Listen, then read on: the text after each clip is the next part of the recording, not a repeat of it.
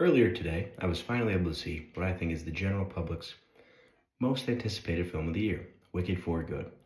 Wicked for Good is, of course, the sequel and part two of the original Wicked film from just last year.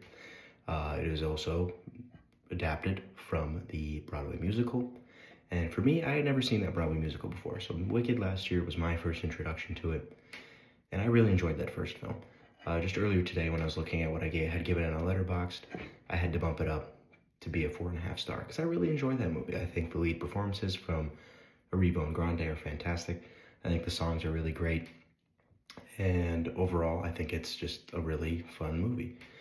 There are some flaws, of course. That's why it's not a perfect 5 star for me, but I think it was overall a really fun time. I had heard from people who are big fans of the musical that Act 2 is a lot weaker than the first act in the musical itself. Unfortunately, I think that kind of translates here with the movie. I don't think it's like awful by any means, but there are some issues I'll talk about, of course.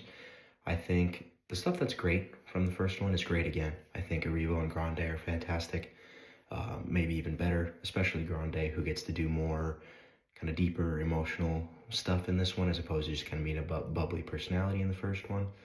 So both of their great performances translate here as well. And I think kind of all the practical design aspects, production design, makeup, costumes, all that also are great. I think the CGI is pretty bad again, and they also add more CGI animals, which makes it look even worse at times. And the musical scenes, while I think are still amazing with music, because Arrivo and Grande both have great voices, I think the design of them and the backgrounds of them don't look as good as they did in the first one. Like I said, I still do enjoy the songs, but I think the ones in the first were still a little, maybe even better, a little more fun. Nothing reaches the height of Defying Gravity, for me at least. So overall, like I said, I still think it's a fine enough movie, just a decent step down from its predecessor.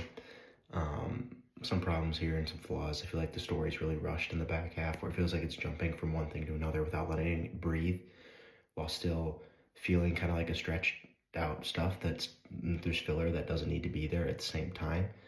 And then all the stuff when it's trying to connect to the Wizard of Oz, I feel just like it gets kind of clunky at times. It doesn't work as much. So overall, weaker than the first. Still, I think a fine enough movie.